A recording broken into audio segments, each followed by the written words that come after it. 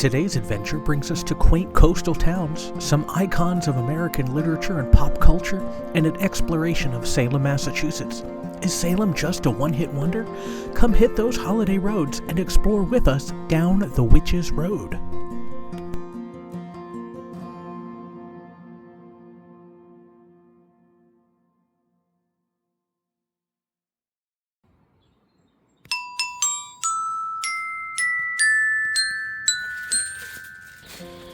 The beautiful coastal town of Kennebunkport, Maine, home of many large estates and compounds. Beautiful estates. There's a memorial here from the town of Kennebunkport to the 41st President George H.W. Bush, who loved this town, became a fantastic resident of this town, and the town in turn loved him back. Right here is Walker Point, the Bush compound. Walker for George H.W. Bush and George W. Bush, the W both for Walker, a family name.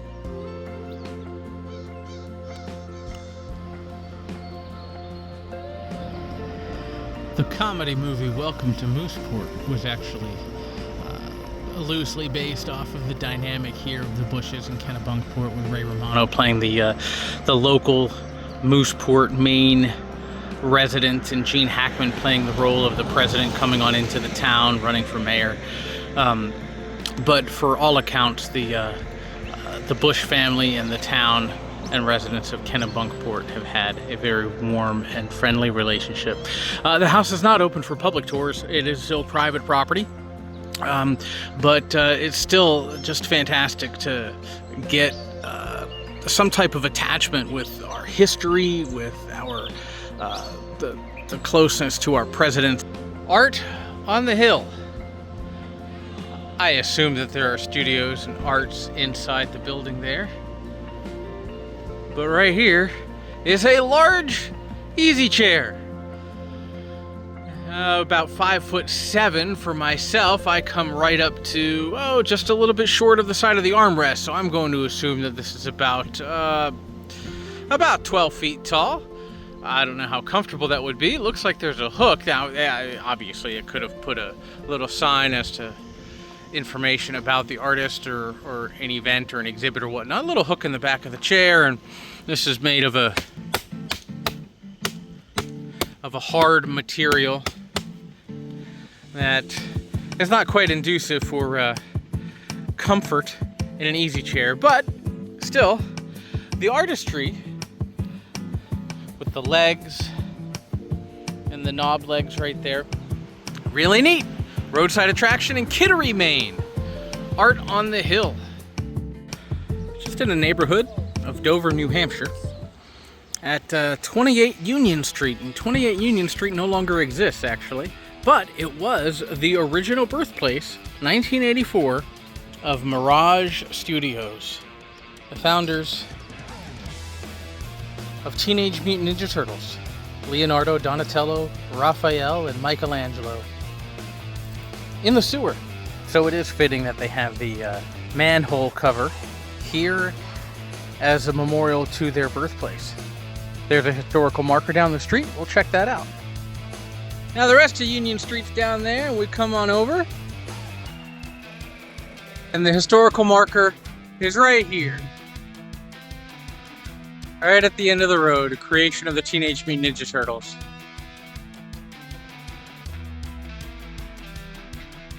I really, really like how the historical marker here, officially put up by the state of New Hampshire in 2023, is green. A lot of times these are white or black or some type of other color, usually not green. But green is fitting for the Teenage Mutant Ninja Turtles. From Dover, New Hampshire to the sewers of New York City.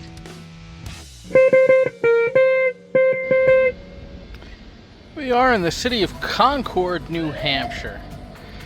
Looks like they have a time capsule here set to open in the year 2065 for the tricentennial, 300 years from the founding of the city of Concord. Got a nice plaza over here with an arch to the memory of her soldiers and sailors. The city of Concord builds this monument. Looks like that was built in 1892, and it frames the state capitol right here with a monument to Daniel Webster and a nice iconic golden dome, typical of so many state houses, state capitol buildings. This one's nice, shiny on today. I don't know how frequently they clean them or whatnot, but the state house here in New Hampshire. Salem, Massachusetts has a long and storied history far beyond what we remember today from the Salem Witch Trials. Much deeper than a spooky October destination, Salem lays claim to a rich maritime and literary history, deserving a deeper dive into what this town has to offer. As part of the Salem Maritime National Historic Site, we have these masts, actually part of a ship called the Friendship of Salem. The Friendship of Salem is a replica of a 1700s ship. It's actually undergoing renovations right now, so it's not currently open to the public. But it is one of those restorations and renovations of a full-size, fully operational replica of the ship. That was a cargo ship built in 1797. Built for international trade. Made 15 voyages originally around the world. And the ship, when it's not undergoing renovation, actually does move around to different ports around the area, helping to bring education to the surrounding area about the historical ships. Part of the Salem Maritime National Historic Site, this here is the Narbonne House, the second oldest remaining structure in Salem, Massachusetts, from 1675. It is currently not open to the public today. We have some leftover remaining sites of the carriage house and the dairy house as well. Nice pathway walking through, connecting these particular locations of the Salem Maritime National Historic Site. Here at the Custom House, while Salem was built with a big, very large maritime tradition, some of the newer residents were not fishermen or seafarers, but rather they have imported goods from those trades brought to them through the Custom House. And actually, as a matter of fact, Nathaniel Hawthorne, the American author of House of Seven Gables and The Scarlet Letter, actually worked in this Custom House. Interesting connection between American literature, American history. It's a hot day, so we take a little ice cream break at Melt, homemade ice cream.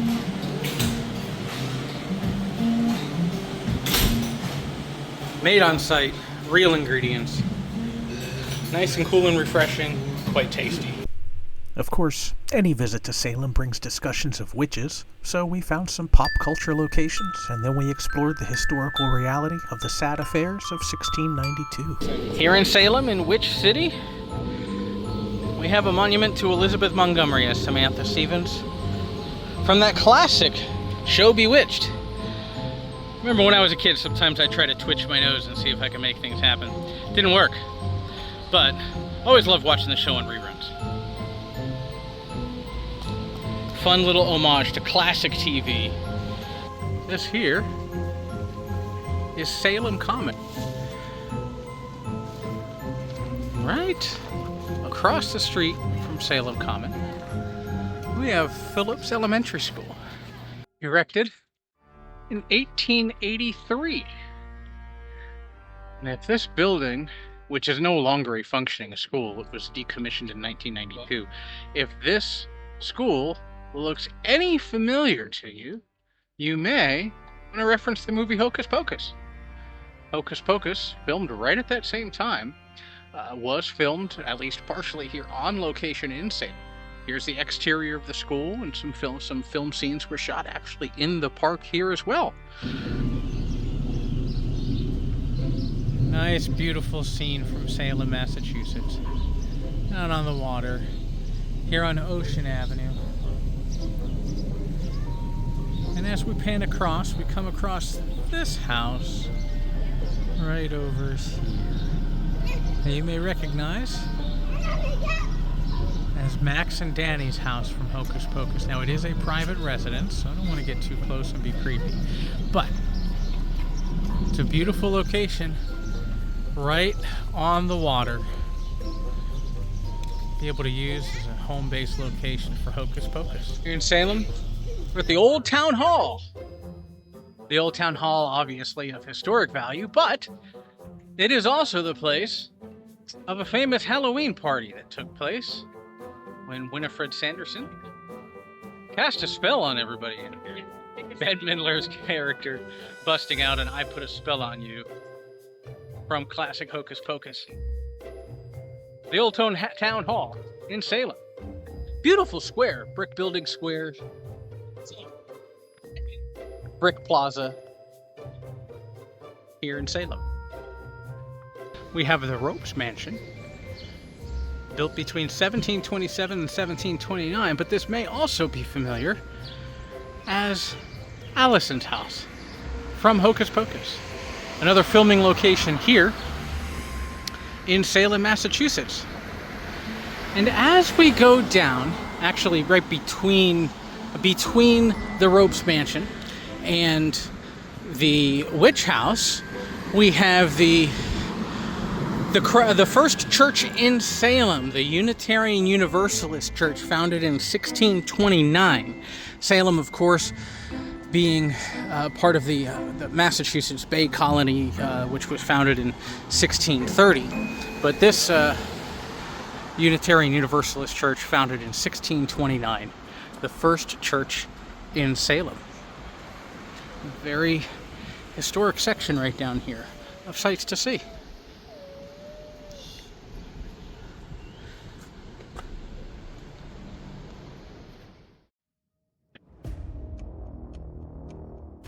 Here we are at what is historically known as the Ingersoll Turner Mansion, or also more commonly known as the House of Seven Gables.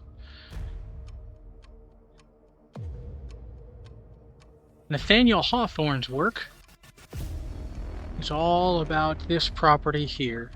We do have Nathaniel Hawthorne's birthplace. That red building right over there was down the road some in Salem and then moved on over. There's a self-guided tour you can walk on in, see what a typical 1800s home would have looked like, in addition to the bedroom where Nathaniel was born. But the House of Seven Gables, there are guided tours here available. These guided tours give interpretation of the house itself, of the inspiration for the house and its construction for Hawthorne's work. The House of Seven Gables imagines the house itself as a character of sorts in Hawthorne's work. Having spent a significant amount of time in this house as a young man, he explored what this house must have witnessed during the times of the Salem Witch Trials. Tours of the house discuss the changes to the house itself from its earliest days, including the development of the structure from the Ingersolls and their fortunes, the Turners and their fortunes, the time when Nathaniel Hawthorne spent his years visiting here, and then later times when acquired by Miss Emerton, who used it as a sort of tourist attraction for book nerds, if you would, making some additions and changes to the house similar to Hawthorne's descriptions of the house.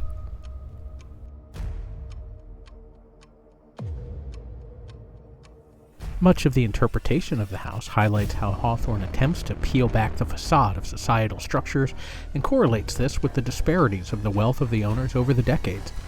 Our guide pointed out that while Hawthorne had laudable goals in his works, sadly his own life did not always mirror those intentions. Our guide touched on many controversial topics as it relates to history, our interpretation of history, and whether or how modern understandings of human rights can cast moral judgments on historical eras with different understandings. I'd highly recommend the tour, but be mindful, be sure you have a discerning ear and a discerning eye. Keep your eyes open, and be prepared for some controversial topics.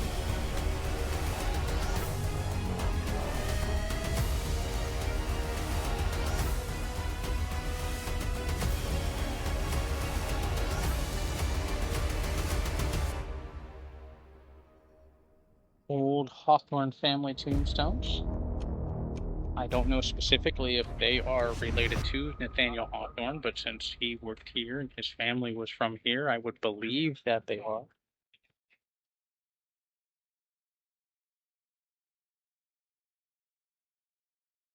Very old tombstones. Some of the earliest settlers in America.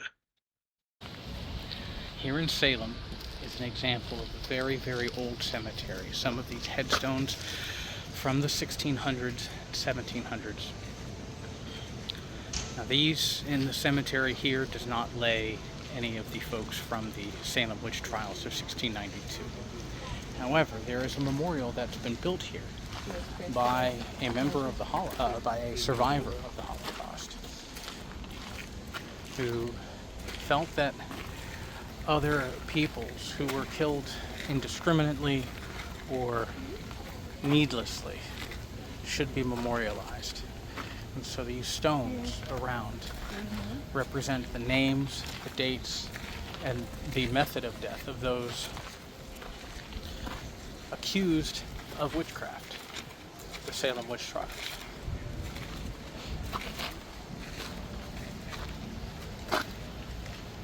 Individuals have placed flowers or stones on the memorials to pay their respects.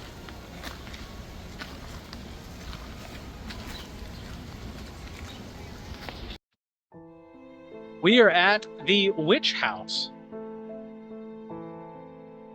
1642, this was the Corwin house. Judge Corwin, actually, was one of the judges of the Salem Witch Trials. This house was built in 1642. He eventually moved in the 1670s, 1680s. But this is the oldest remaining structure in Salem. Inside they have self-guided tours, information about the witch trials, information about colonial life in the 1690s here at the Massachusetts Bay Colony, but then also things like folk medicine and how those folk medicine beliefs may have influenced the reactions to the witchcraft accusations and the need for the church-run government to dispose of the witches. The Witch House, really cool place to check out. We're in Salem Heights and up in a much more hilly area away from the downtown. And this hill here goes up higher, but it is called Gallows Hill. Gallows Hill, obviously, for the gallows of which the victims of the Salem Witch Trials were hanged. Now, for a long time, it was called Gallows Hill because this is where it was known that the hills, or where the gallows were constructed. But a lot of people had assumed it was up at the top of the hill, and after recent extensive research, it was determined and confirmed that the hanging took place here down toward the base of the hill, still where others could see, but easier to construct and still be at a height for the rest of the village. This memorial was built here, and it just simply has the names and the dates of those who perished in Salem, Massachusetts as a result of the Salem Witch Trials and the resultant executions.